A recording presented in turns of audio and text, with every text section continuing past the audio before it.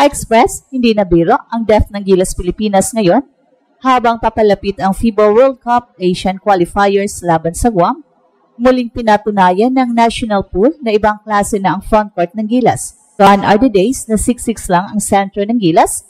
Ngayon, may mga higante at skilled big men tulad ni Junmar Fajardo, AJ Edo, Justin Brownlee, Carl Tamayo at Kevin Kimbao. Kaya nga sabi ng mga analyst, kung gusto, pwede nang bumuo ng dalawang magkaibang Gilas team parehong kasing lakas. Sa kasalukuyang pool, halata, pinalawak ni Coach Tim Cone ang rotation para magkaroon ng flexibility. May kombinasyon ng mga veterans na kayang magbigay ng stability at mga batang players na may explosiveness at speed. Si Junmar Fajardo ay andyan para sa inside presence, si AJ Edo naman para sa rim protection, at sina Kevin Kimbao at Carl Tamayo para sa stretch offense, at si Justin Brownlee para sa leadership at versatility.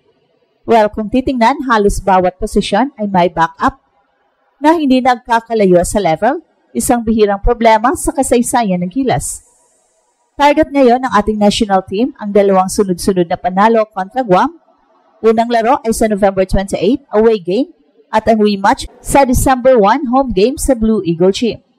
Sa laki ng pool at sa dami ng talent, may option si Coach Tim na maglaro ng Team A at Team B style setup.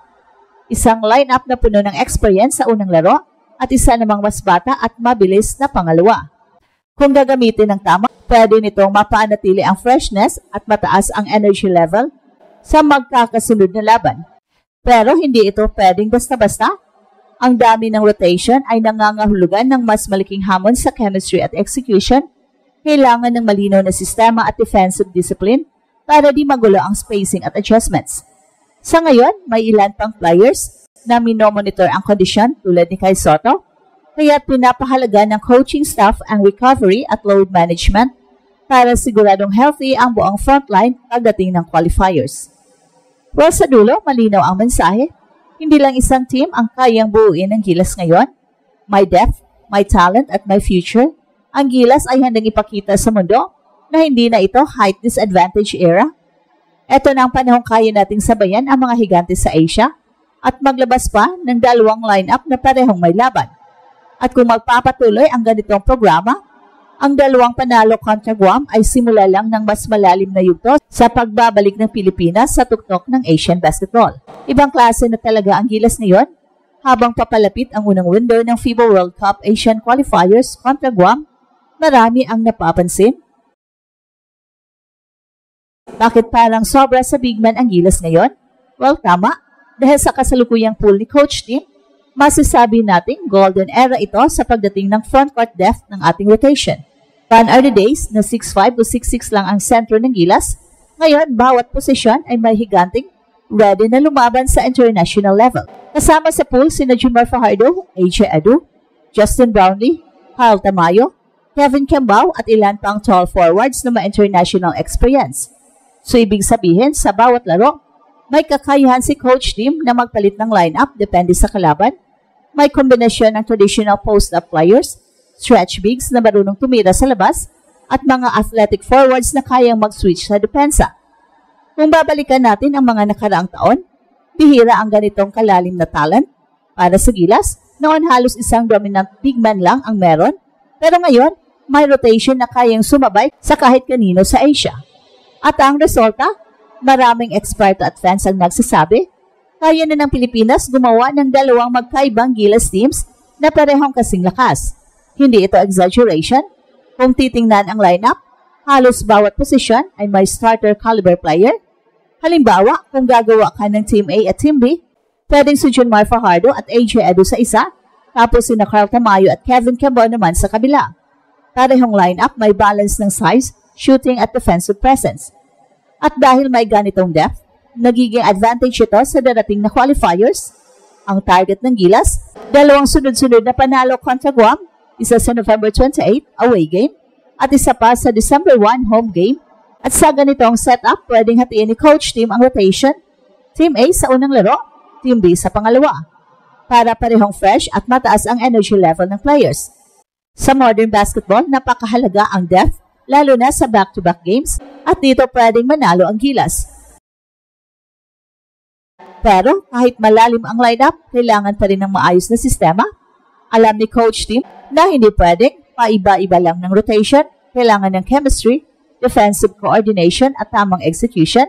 Kaya ang focus ngayon sa training camp ay ang consistency sa ball movement, help defense at conditioning, lalo na para sa mga galing injury na player. Sa ngayon, wala pang final 12-man roster, pero malinaw, hindi lang basta sulit ang Gilas. Ito na ang pinakamalalim na pool na nakita natin sa matagal na panahon. Kung ma-maximize ni Coach Tim ang kombinasyon ng experience at youth, malaki ang chance nating masweep ang Guam at simulan ang qualifier sa pinakamagandang paraan. Ito ang bagong mukha ng Gilas, malalim, malaki at handang gumulat sa buong mundo. At habang patuloy ang paghahanda ng Gilas para sa FIBA Asia Qualifiers, kontra Guam, mas nagiging malinaw kung gaano kalalim at kalakas ang kasalukuyang pool ni Coach Tim. Hindi lang ito tungkol sa mga big men, ito ay tungkol sa team construction na pangmatagalan. Kung titingnan ang composition, bawat position ngayon ay may world-class options, isang bagay na matagal ng problema ng ating national team. Sa center position, may Junmar Fajardo, na patuloy pa rin sa dominant form kahit na sa mid-30s na. Sa kabilang banda, andiyan sa AJ Edo, ang 6'10" athletic big na may rim protection at mobility na kayang sumabay sa modern international style.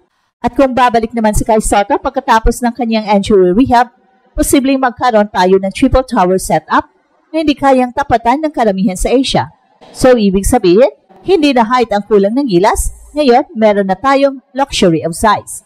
Sa power forward at wing positions sa may mga versatile players na gaya ni Carl Tamayo, Kevin Kembao, Jamie Malonzo at Dwight Ramos, lahat sila kayang maglaro sa loob at labas, tumira sa perimeter at bumantay sa multiple positions. Sa ganitong versatility, nagiging flexible ang rotation ni Coach Tim, depende kung mas mabilis o mas physical ang kalaban.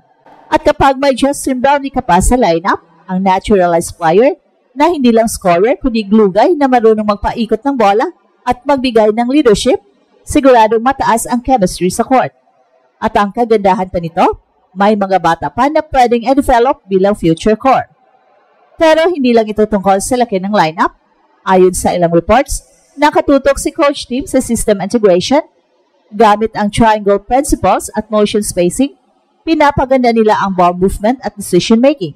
Sa international play, hindi sapat ang individual skills, kailangan ng disiplina at tamang spacing para ma-expose ang depensa ng kalaban. At ito ang Express Info kung saan bawat kwento, ginulat ang mundo. Don't forget to like and subscribe.